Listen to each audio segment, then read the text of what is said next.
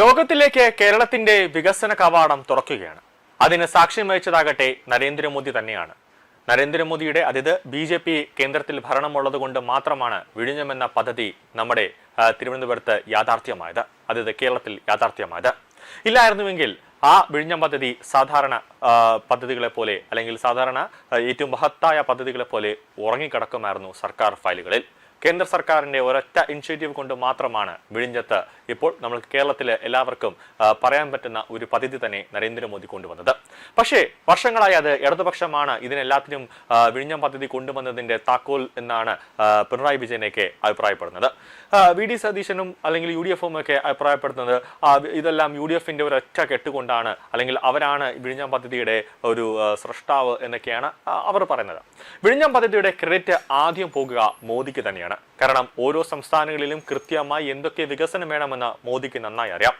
പക്ഷെ ഇത്രയും കാലം ഇടതുപക്ഷം ഭരിച്ചിരുന്നപ്പോൾ ക്രെഡിറ്റ് എല്ലാം പിണറായിയാണ് എടുത്തിരുന്നത്. വിഴിഞ്ഞം പദ്ധതിയിൽ കേന്ദ്ര സർക്കാരിന് ഒരു ബന്ധവുമില്ല, അവർ ഒരു തരത്തിലും ഒരു പണവും പോലും മുടക്കിയിട്ടില്ല എന്നൊക്കെയാണ് അന്ന് പിണറായി പറഞ്ഞത്. വി.ഡി. സതീശൻ വലിയ രീതിയിൽ വികസനത്തിന് ഒപ്പമാണ് എന്നൊക്കെ പറഞ്ഞിരുന്നുവെങ്കിലും ഇപ്പോൾ വിഴിഞ്ഞം രാജ്യാന്തര തുറമുഖത്ത് സമ്പൂർണ്ണ കയറ്റുമതി ഇറക്കുമതി പ്രവർത്തനങ്ങളുടെ ഉദ്ഘാടനവും ആദ്യം കയറ്റുമതി കണ്ടെയ്നർ ഫ്ളാഗ് ഓഫും ഇന്ന് കഴിഞ്ഞു.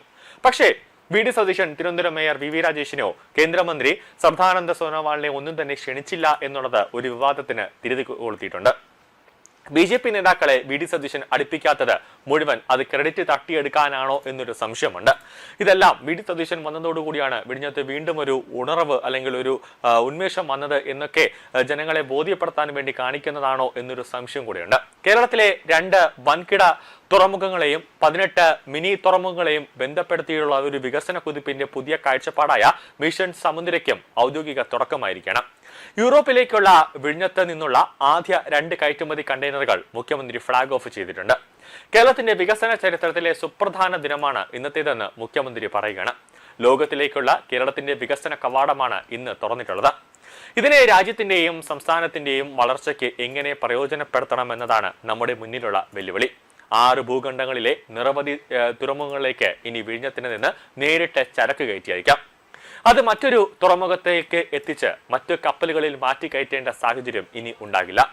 കഴിഞ്ഞ 10 വർഷം വിഴിഞ്ഞത്തിന്റെ വികസന സാധ്യതകൾ നമുക്ക് പ്രയോജനപ്പെടുത്താനായില്ലെന്ന് മുൻ പിണറായി സർക്കാരിനെതിരെ രൂക്ഷമായ വിമർശനം മുഖ്യമന്ത്രി ചടങ്ങിൽ ഉയർത്തി.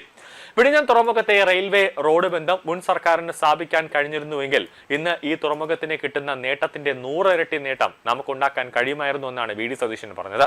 നമ്മൾ വൈകിപ്പോയി, പക്ഷേ ഒരുപാട് വൈകില്ല. ഇതാണ് നമ്മുടെ പ്രവർത്തനം ആരംഭിക്കാനുള്ള ശരിയായ സമയം എന്നൊക്കെയാണ് ഈ സർക്കാർ പറയുന്നത്.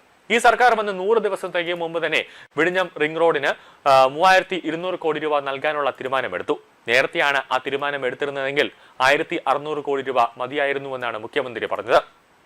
2 അന്താരാഷ്ട്ര തുറമുഖങ്ങളും ഒരു കണ്ടെയ്നർ സ്റ്റേഷനും 18 മിനി തുറമുഖങ്ങളെയും സംയോജിപ്പിച്ചുകൊണ്ട് ഈ കേരളത്തെ ഒരു തുറമുഖ നഗരമാക്കുക എന്നതാണ് സർക്കാരിന്റെ സ്വപ്നം.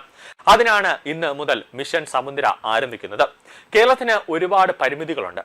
അവിടെയാണ് നാം നമ്മുടെ അനുകൂല ഘടകങ്ങളെ തേടിയിറങ്ങേണ്ടത്. നമ്മുടെ അനുകൂല ഘടകം 600 കിലോമീറ്ററോളം ഈ കടലാണ്. അവിടെയുള്ള വൻകിട തുറമുഖങ്ങളെയും 18 മിനി തുറമുഖങ്ങളെയും നമുക്ക് വളർത്തിയെടുക്കണം.